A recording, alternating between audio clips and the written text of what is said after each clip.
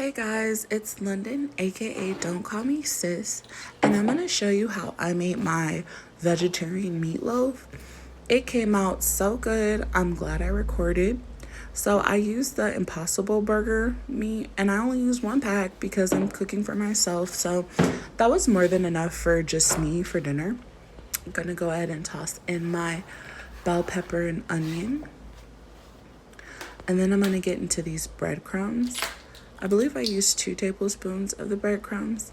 And I want to say, if you want to try this recipe for like your whole family, just go ahead and use common sense, of course, and double up on the measurements. Just, I guess, when I say double up, I mean for as many packs of the meat you have to use, then double up on, the breadcrumbs, the seasoning, and all that jazz is what I mean.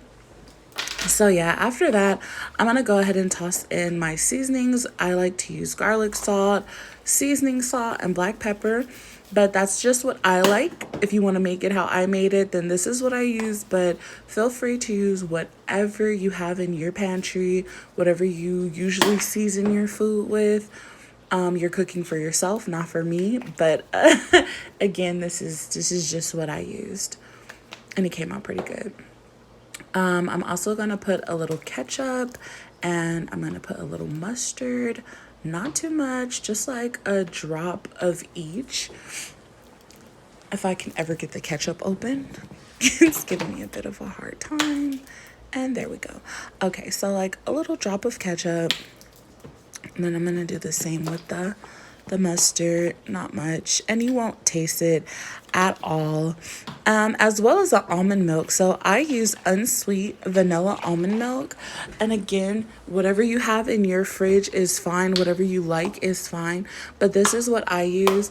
And no, it does not make the food sweet, none whatsoever. Besides, I'm only using 1 tablespoon, so you won't even taste it. You never know it's there.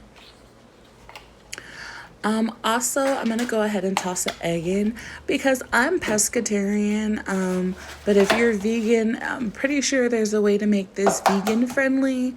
But, yeah, I'm pescatarian. I eat eggs, I eat fish, I eat all that. So I use the whole egg.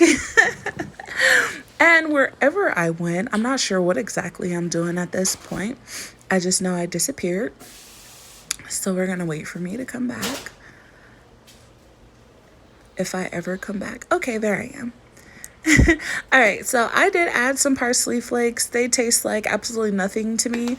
I just like the way they look. I'm going to go ahead and start mixing everything together. And some people use a glove for this part. I don't, because I don't mind touching my food. I know my hands are clean. I don't mind touching my food, so yeah, make sure you just evenly distribute everything. Make sure everything is mixed up really, really good. Yes, I do have to smell my food. I had to give it just a little smell to make sure everything was, everything was everything. Obviously, I needed a little more seasoning salt, and I need a little more garlic. And I'm going to tell you guys right now, since I've already had dinner, no, it wasn't too much seasoning. No, it didn't come out salty. When I say this meatloaf came out so good, oh my God, I just want to make some for everybody. It just came out so perfect. Oh my God, I fell in love. This is definitely going into like one of my regular meals I make every month. So good. So yeah, that's what your mixture looks like. And this is my yucky hand. Excuse me, I just burped, so unladylike. Anyways, I had a little drop of olive oil that I put in the bottom of my pan. That's optional. I just did that because I wanted to, and I just rubbed it around. Now I'm going to pat my meatloaf into the desired shape that I want it.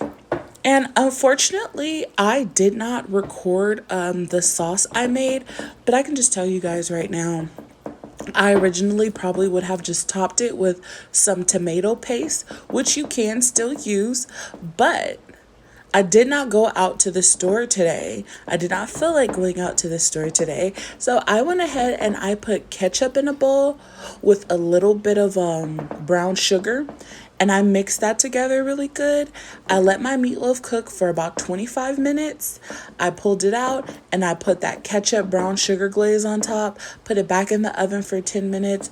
Oh my God, when I tell you guys, it came out so good. And again, the brown sugar does not make it sweet.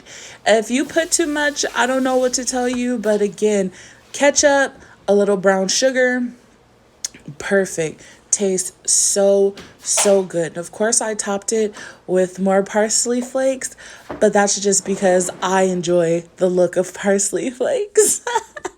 So this is my finished product. This is how my meatloaf came out. I made it with rice and corn on the cob. Oh my gosh, it was so delicious. Can't wait to try it again, and I hope you all enjoyed the video.